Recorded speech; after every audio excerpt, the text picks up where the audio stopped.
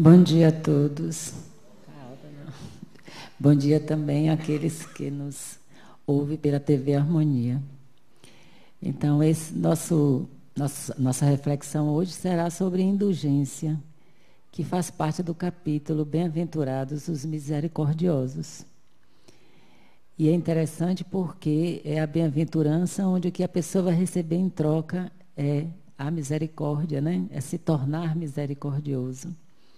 E quando a gente reflete sobre misericórdia, que é um sentimento típico dos espíritos elevados, não é algo fácil, exige que a gente já tenha avançado um pouco espiritualmente.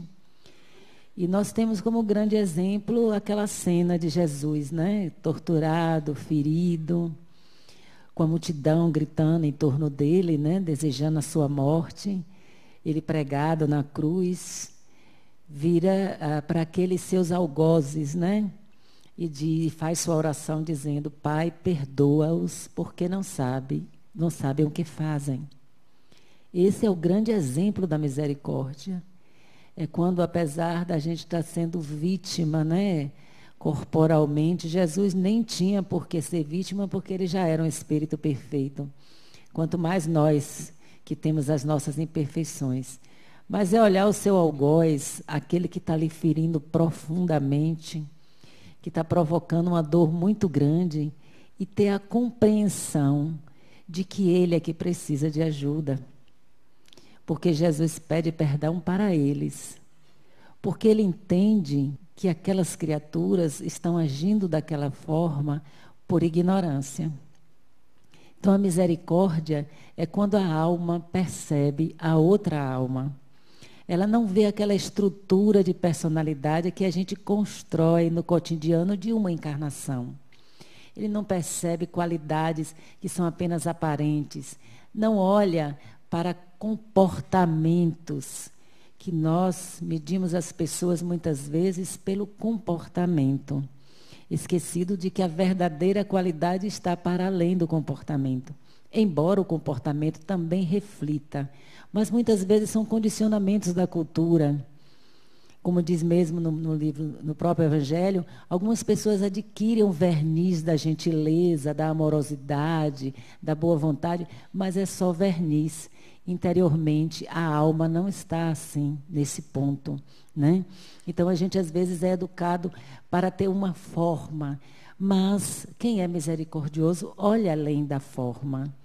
Então, quando aquele criminoso que a gente fica chocados com as ações, né? A gente olha para ele e vê para além daquele comportamento criminoso e descobre ali uma alma, um filho de Deus em experiência na terra, como nós.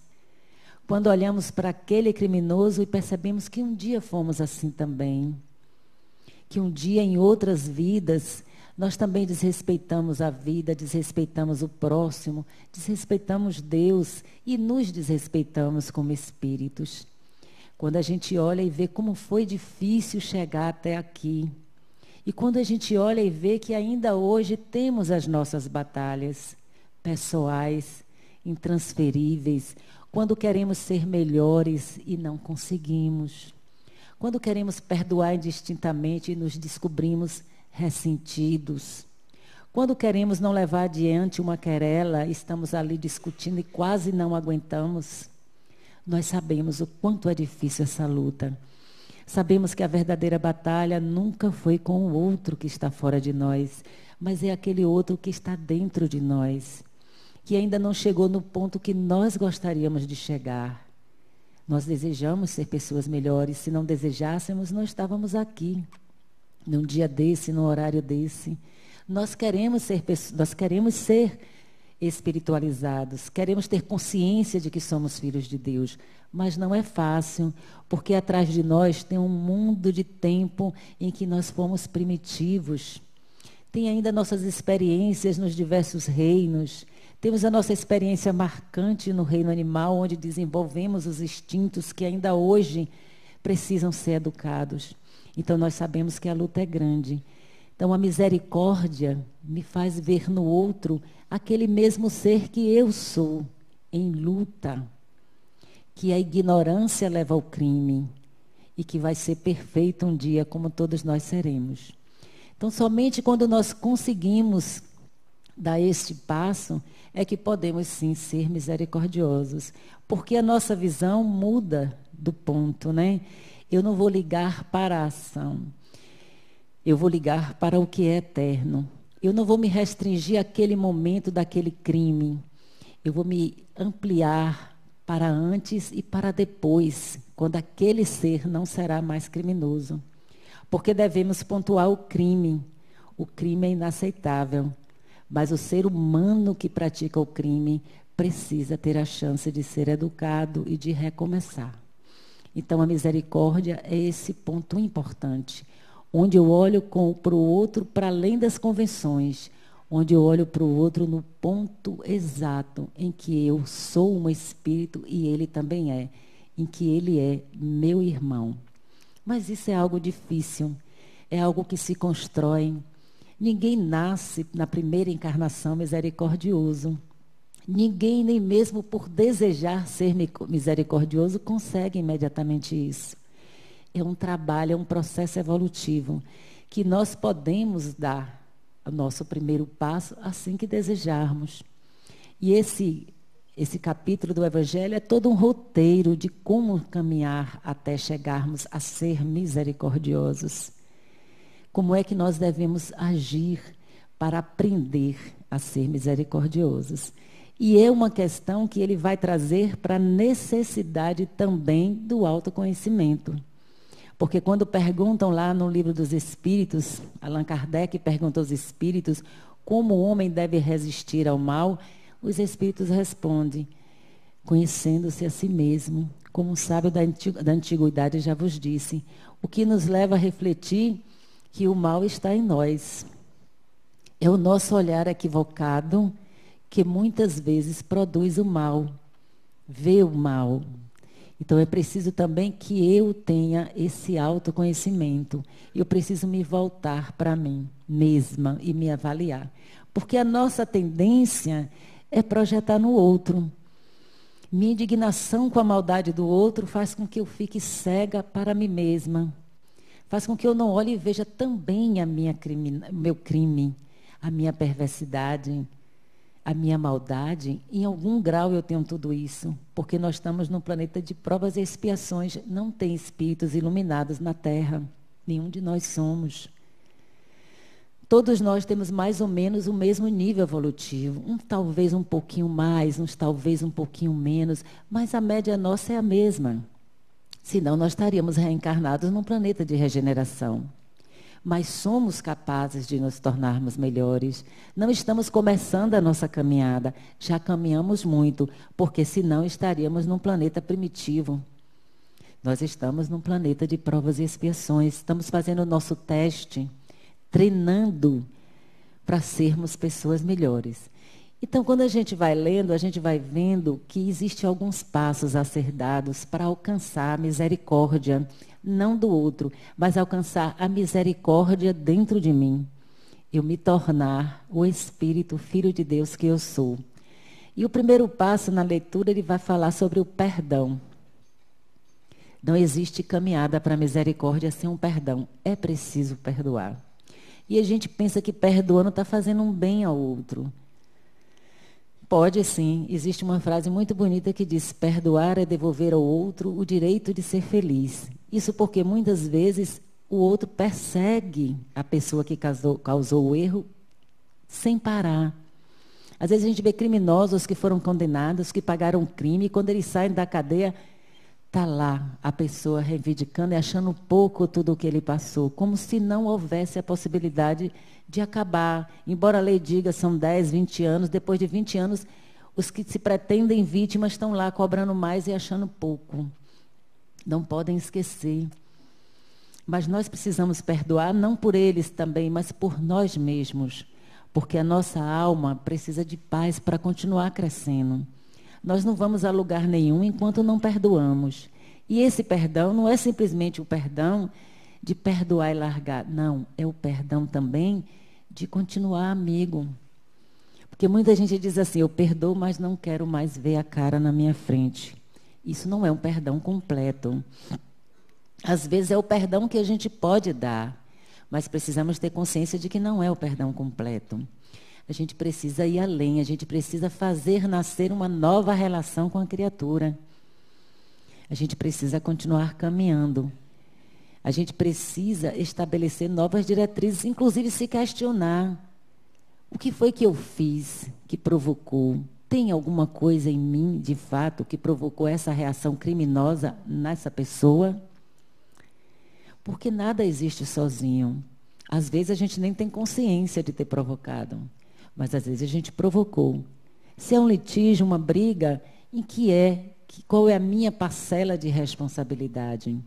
E se é gratuito no nosso entendimento, precisamos saber que encarnação aconteceu isso, não no sentido de voltar no tempo, mas no sentido de ver que qualidade ainda existe em mim de uma experiência que provocou já nessa criatura esse desamor, esse ódio sem explicação nessa vida. Então é uma tarefa que a gente tem que fazer dentro da gente. Não é condenando e apontando o outro, é tentando compreender e olhar de outra forma. A gente não esquece, porque nós temos uma memória.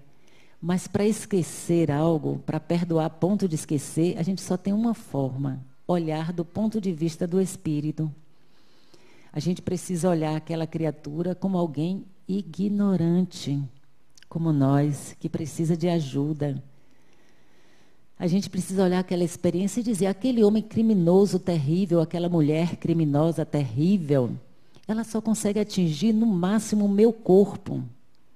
Ela só consegue produzir coisas nos eventos da sociedade, mas ela é incapaz de atingir meu espírito imortal, porque eu sou um espírito imortal. Isso já mostra a gente que a dimensão da dor, ela pode diminuir com relação àquilo. Então, só o olhar modificado pode levar. E a autorreflexão. Eu nunca fiz isso com ninguém. Como é que eu faço com as outras pessoas? Quando eu não firo ninguém, existe essa possibilidade de eu não ferir ninguém? Eu preciso avaliar, porque meu julgamento sempre é em cima do que eu acho que eu sou e não do que eu sou. Então, o perdão precisa também ser treinado. E nós precisamos ir observando o quanto a gente pode perdoar cada vez. E, principalmente, ter cuidado com as projeções, olhando para nós mesmos e vendo: tenho certeza de que eu não tenho nada em mim a ser condenado? E se eu tiver, eu gostaria que Deus me perdoasse? E Ele não já me perdoou, já que eu estou aqui nessa vida com outra experiência, com outro comportamento? Porque na experiência reencarnatória eu fiz provavelmente de tudo, porque fazia parte, né? Mas agora eu preciso fazer diferente. A segunda proposta, igualmente importante, além de exercitar o perdão, é se reconciliar com o inimigo. O que é uma continuidade do perdão? Reconciliar-se com o inimigo é uma coisa muito profunda. Porque, inclusive, está lá no Evangelho que a gente não pode orar a Deus se não se reconciliar antes com seu inimigo. E Jesus ensinou: procure o seu inimigo, converse com ele. Se ele não lhe ouvir, chame uma pessoa, sente os três e converse novamente. Agora, se ele continuar sem lhe ouvir, aí você não pode fazer mais nada. Deixa entregue à justiça divina, para que essa justiça mostre a ele o erro dele. Mas eu tenho que entender, como o Divaldo diz, se alguém é meu inimigo, o problema não é meu, é dele. Ele se decidiu assim. Eu posso tentar fazer o que eu quiser, mas a responsabilidade é dele. Agora, se eu sou inimiga de alguém, aí a responsabilidade é minha. Porque se tornar inimigo ou não, é uma decisão pessoal minha. O amor e o bem não têm. Então, vamos ver nessas criaturas o que elas têm de bom. Ao invés de vermos as qualidades negativas, a gente não critica, porque a crítica destrói. Tanto gera uma briga entre mim e o outro, tanto gera separação, como desanima quem é criticado. Principalmente quando constantemente. Uma pessoa é alcoólatra, você passar o dia dizendo a ele que ele é alcoólatra não vai resolver nada. não vai resolver nada. Então a gente precisa puxar daquelas pessoas, ter o olhar mais amplo para identificar nela as qualidades. E os espíritos dizem que todos têm sementes que ainda não foram desenvolvidas. São as sementes que nos fazem filhos de Deus. Todos nós temos. Então a gente precisa cavacar ali, para descobrir ali a sementinha que a gente pode ajudar a desenvolver naquele ser. Porque uma vez desenvolvida, ela vai ajudar a curar os outros pontos que precisam de crescimento que o indivíduo ainda não conseguiu fazer crescer. Então, essa é uma questão importante. Na relação com os filhos, nós temos uma grande responsabilidade, né, com o comportamento deles. Não é um próximo qualquer. É um próximo que, diante de Deus, eu assumi a responsabilidade de guiar no bem.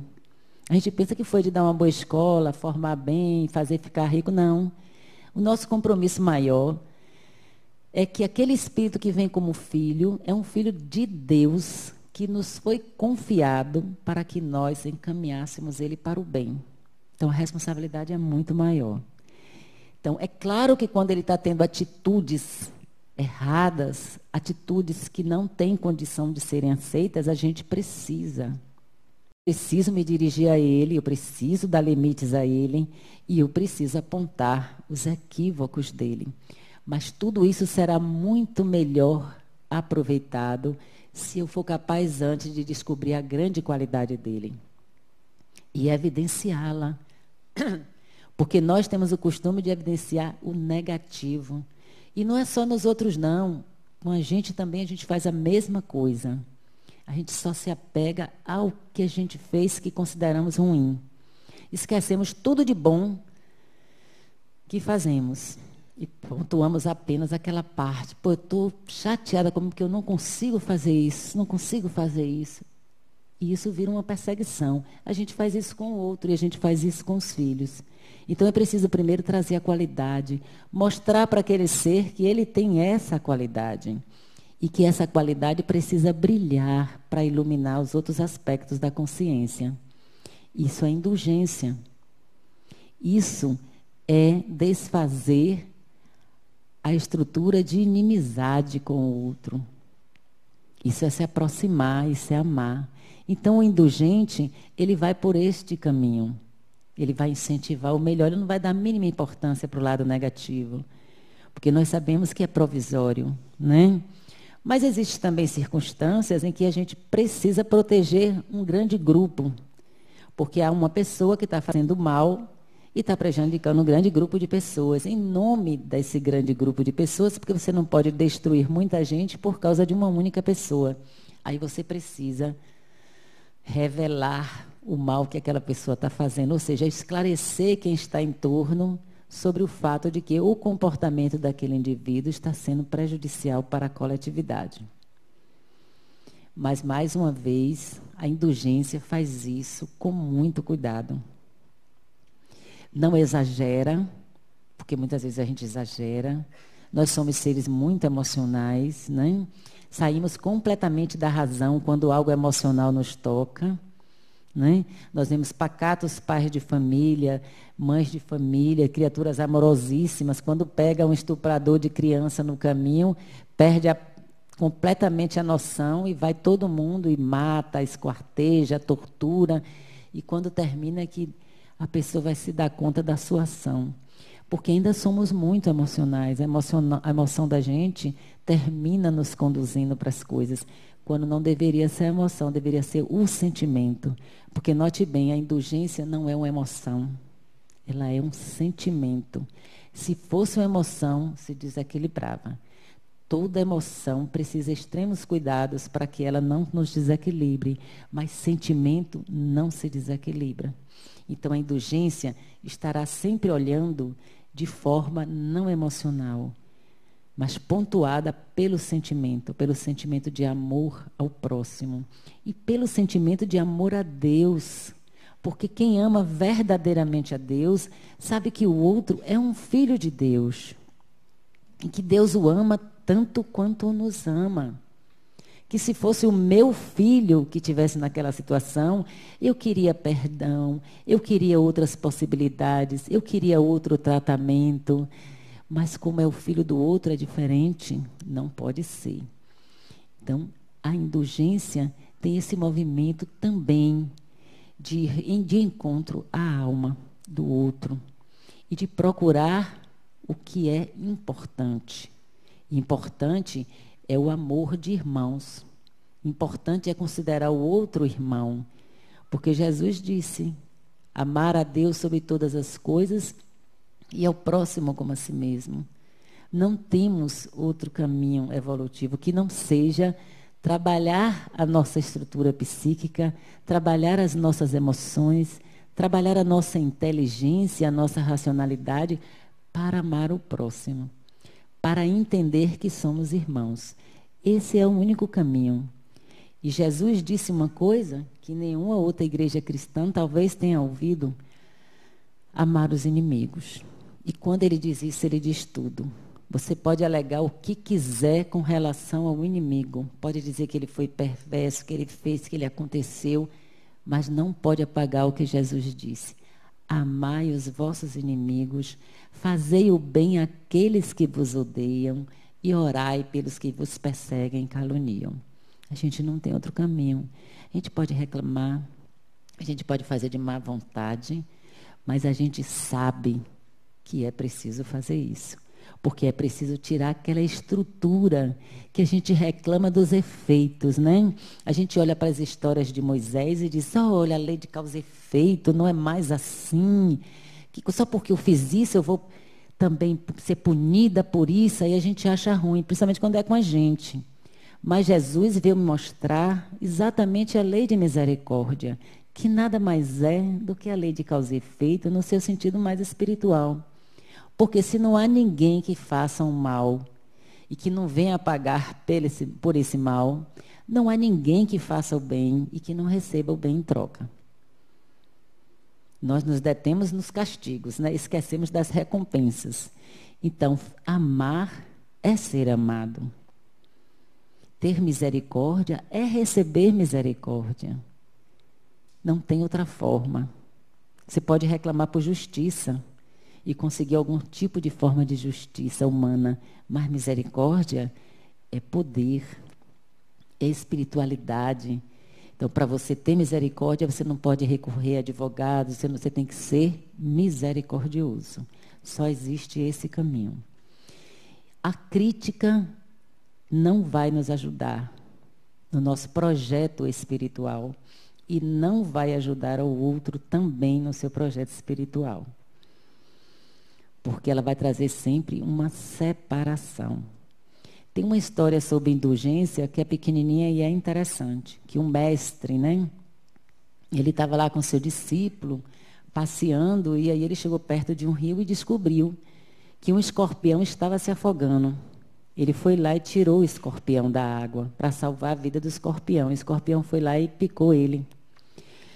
E a mão dele começou a inchar. Ele já tinha posto o escorpião no chão. Mas o escorpião se desequilibrou e caiu de novo no rio. E lá se foi o mestre novamente e pegou o escorpião. E quando ele tirou o escorpião novamente ferrou ele, né? E ele novamente colocou. E mais uma terceira vez, o escorpião caiu de novo na água. E lá se vai o mestre novamente pegar o escorpião. Foi novamente ferido. E dessa vez ele botou bem distante para evitar que o escorpião, por equívoco, não caísse de novo na água e se afogasse. E aí o aluno dele, que lhe fazia companhia, perguntou: vem cá, que história é essa? Você não está vendo que esse animal não é capaz de reconhecer o que você faz? Você tenta salvá-lo e ele, olha, sua mão está inchada, você está envenenado, você está doente, por que você faz isso? E ele responde: você disse uma verdade. A natureza do escorpião ainda é ferir, mas a minha natureza já é salvar. Então, se você está no ponto em que sua natureza é salvar, o que você deseja que assim seja, que é uma caminhada do reino animal para o reino nominal, e mais uma misericórdia já nos leva para a dimensão espiritual. porque só os verdadeiramente evoluídos conseguem. Se você está nesse ponto, não tem mais como retornar. É uma escolha, né? Então, a gente precisa olhar e descobrir que o outro está na sua natureza de ferir, de atingir, de magoar, às vezes até de tirar a vida de uma pessoa, mas a vida do corpo. E o corpo é mortal.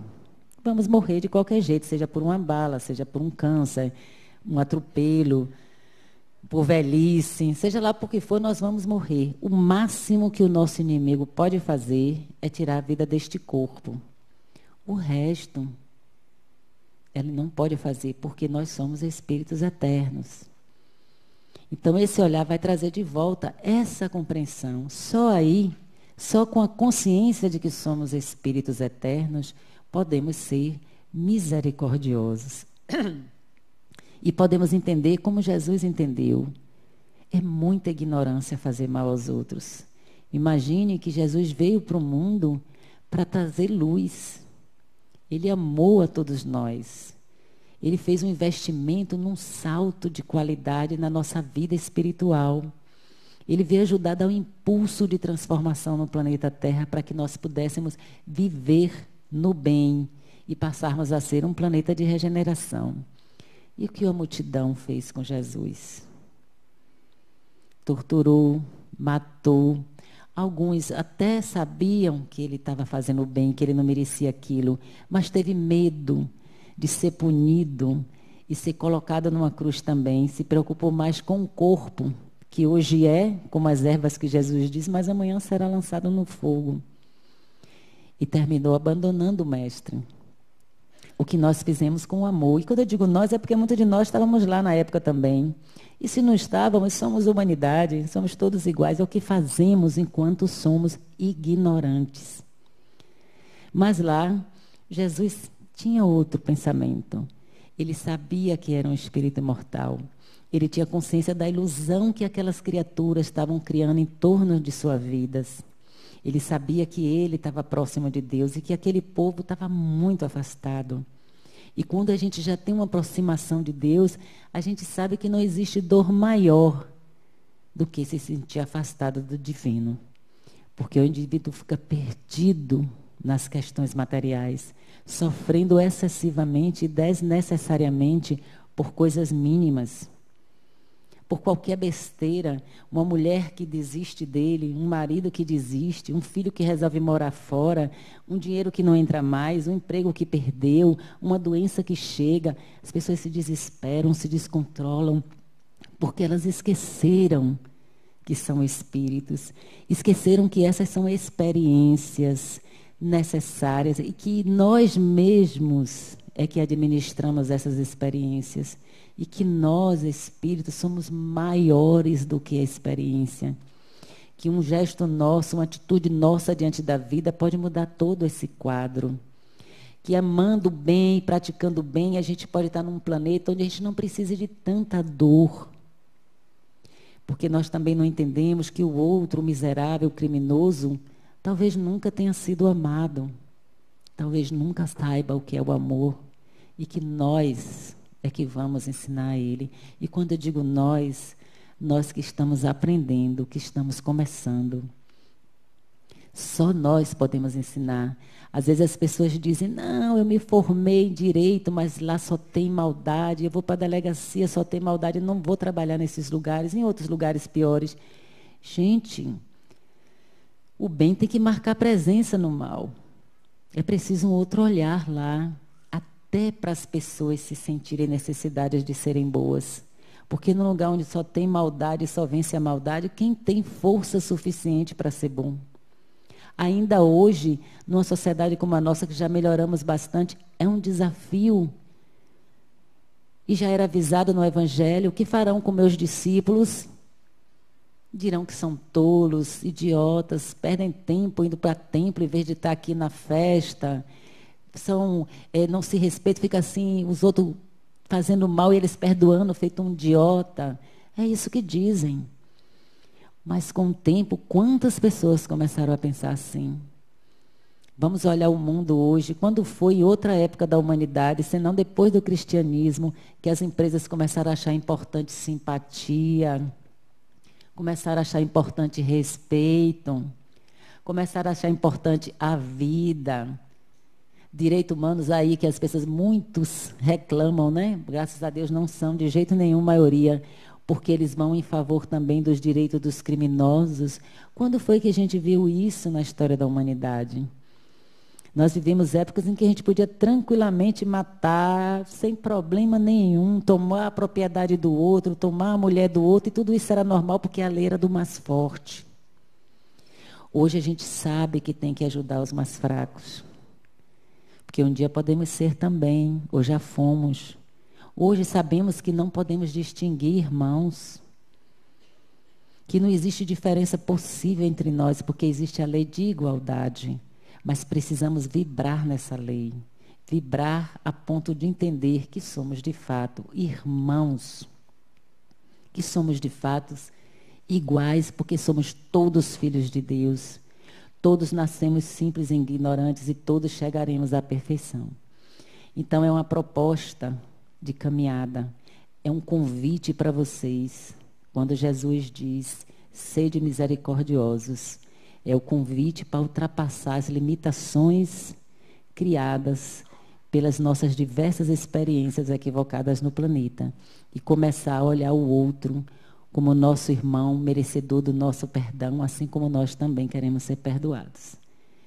Um bom dia para todos vocês, um bom dia também para o pessoal que nos assiste pela TV Harmonia.